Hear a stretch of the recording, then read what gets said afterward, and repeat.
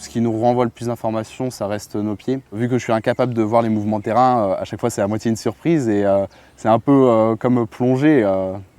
Je suis né à Albi, donc dans le Tarn, dans le sud. Quand j'étais plus jeune, j'ai toujours fait du ski. Je suis arrivé très tôt dans le Jura à 3 ans et dès qu'on est arrivé, j'ai commencé le ski dans le ski club de Saint-Claude. Entre-temps, je faisais de l'athlétisme en compétition.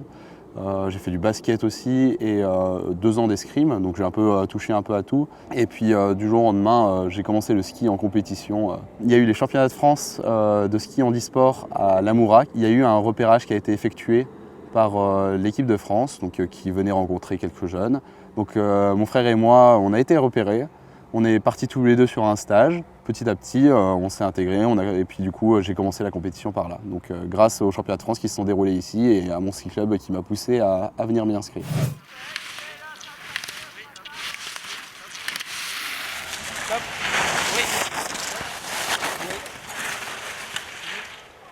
Je suis malvoyant de naissance, je suis atteint par une maladie, ça s'appelle la rétinoschésie iléalix, donc un joli nom pour dire que je vois rien. Donc j'ai l'œil droit qui est aveugle et l'œil gauche qui est à 2/10. Je nécessite de skier avec un guide, donc en fait on skie en binôme, il skie devant moi. Donc Fabien Chambost, mon guide actuel. Le sport individuel se transforme en sport collectif à deux. Parce que si l'un de nous deux se trompe, fait une erreur, et ben c'est nous deux qui sommes perdants. D'habitude, il faut un petit peu de temps pour que ça marche entre le guide et l'athlète. Surtout quand l'athlète n'est pas très expérimenté comme moi. Fabien n'avait jamais guidé qui que ce soit, donc c'était vraiment la pure découverte pour lui. Et en fait, ça s'est très très vite mis en place. Et très vite, en tout cas moi, même lui, il était très à l'aise en guidage et moi, bien à l'aise derrière. Nos premières courses, c'était des Coupes de France qu'on a remportées.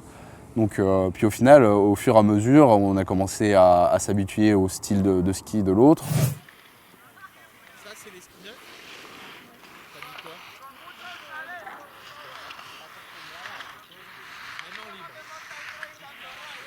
Avec mon guide, on communique par des radios, avec des micro-radios qui sont dans le casque. On se donne des informations, il va me dire quand est-ce que je vais faire mon virage.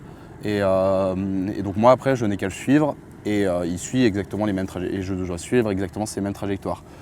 Donc après, il y a toute une question de confiance qui se met en place entre nous. On dit athlète et guide, mais les deux sont des athlètes et les deux doivent vraiment tout donner pour pouvoir arriver en bas et réussir dans la course.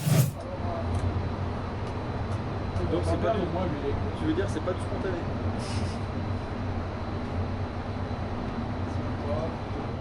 On grimpe petit à petit les échelons pour essayer d'accéder à la Coupe du Monde. L'objectif, bien entendu, c'est les Jeux, mais c'est aussi faire des médailles en Coupe du Monde. L'handisport, c'est aussi accepter son handicap, découvrir un peu les autres, et ça nous ouvre vraiment l'esprit. Même les personnes valides qui ont côtoyé l'handisport, par exemple tout simplement mes guides ou mes parents, c'est très bénéfique, cette mentalité qui en surgit. Il y a des pistes comme ici où est-ce qu'on se trouve au Balancier qui sont très appréciables et qui sont bonnes pour faire de la compétition, pour s'entraîner. Une autre station qui me plaît vraiment dans le Jura, c'est la station de la Serra. En fait, c'est là-bas que j'ai appris à skier, à la Combe du Lac et à la Serra, et que j'y ai skié des années et des années avec mon premier ski club.